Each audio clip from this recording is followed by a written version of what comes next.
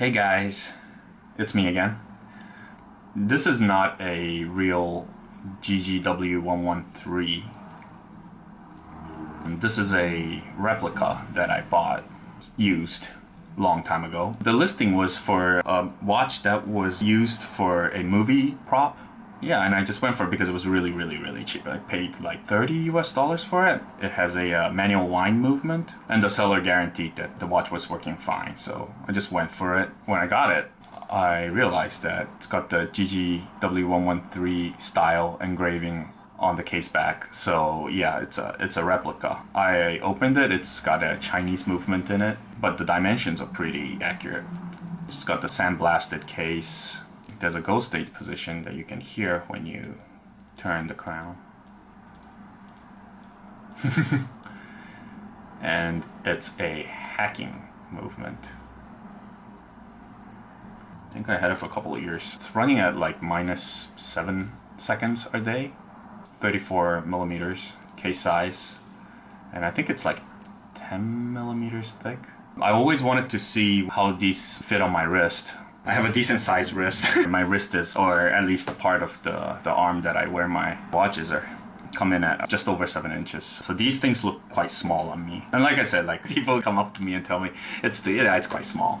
Since then, I've given this to my son to sort of get used to owning a mechanical watch. I've felt like maybe that'd be fun for him to sort of play around with. Every time I see him wear it, I kind of wish that I had one too. I've talked about it with some of my friends. There are a bunch of options on AliExpress, obviously. They're very cheap.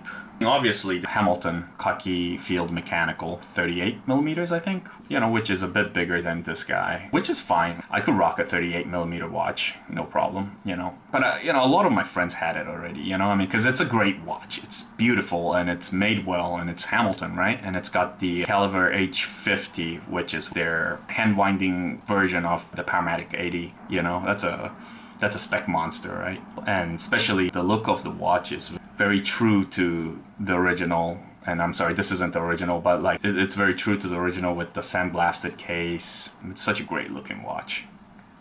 But I didn't want to get it because everybody had it. But one day I found a listing for this guy. This is the Bulova Hack.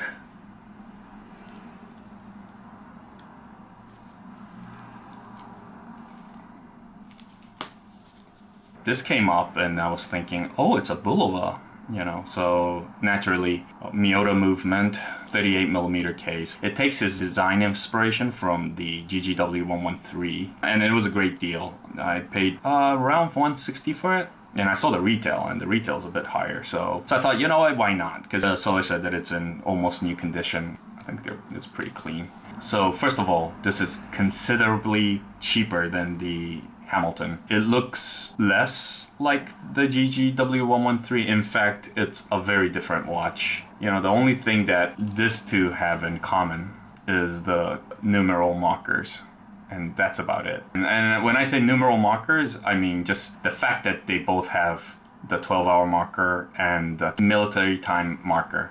Oh, and maybe the water resistance, but I'll get into that. So they're very different watches. I mean, you can see it, right? Bulova uses a totally different font. So this replica has a font that it looks more like the marathon version of the GG-W-113. I think it looks similar to that.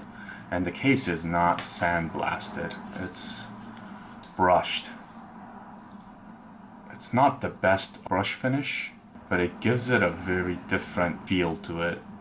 And it's thick, and partly it's because of the dome crystal that sticks out. I think it comes in around just under 14, like 13.7 or 13.8.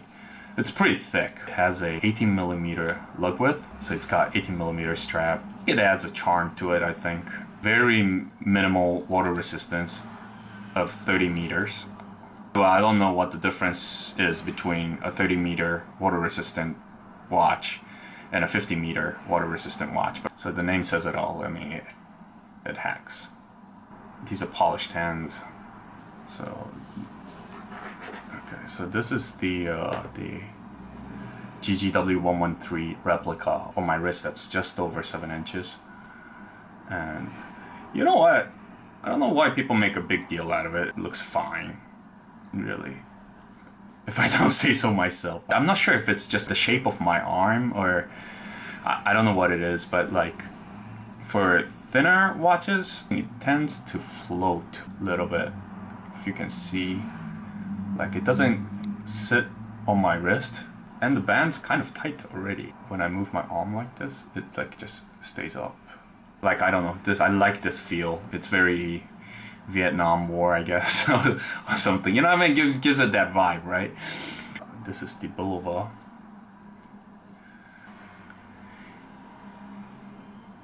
Yeah, it's a nice looking watch. It really is.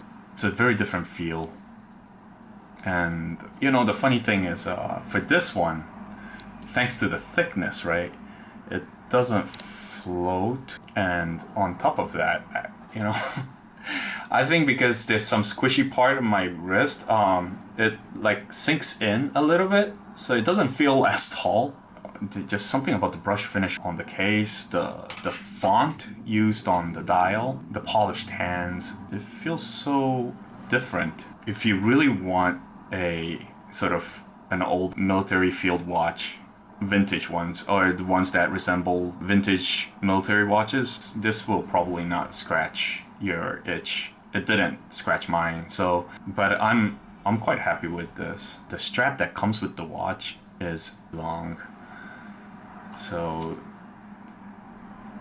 it's intended for bigger wrists, I think. The crown's big, it's easy to wind. Yep. I'm a little bit indifferent about the water resistant on this. I wondered if they could have done something more about it, and also with the crystal. I think this is mineral, but like looking at the retail price on it, and I'm thinking like, if would I have paid retail for this? I like the original design. I like that it has the Bulova logo on it. I'm liking all the design choices that they went for. I think it looks great. It's a great looking watch. In that sense, maybe it is worth it, but like there are great brands that are pumping out watches with sapphire crystal, like more water resistance and all that for, you know, a lot less. So I don't know, it's hard to say, it really is, but for what I paid, I'm very happy with it. It's also got a, let's see, it's got loom like that. That's pretty cool, right? When my son wears this, I'll just wear this to sort of go for a matched look. Yeah, I like the font. I like what they did with the loom. I like the polished hands. I like the brushed case. I like the decision to go with a 18mm lug width. But yeah, that's about it. Thanks guys. Bye.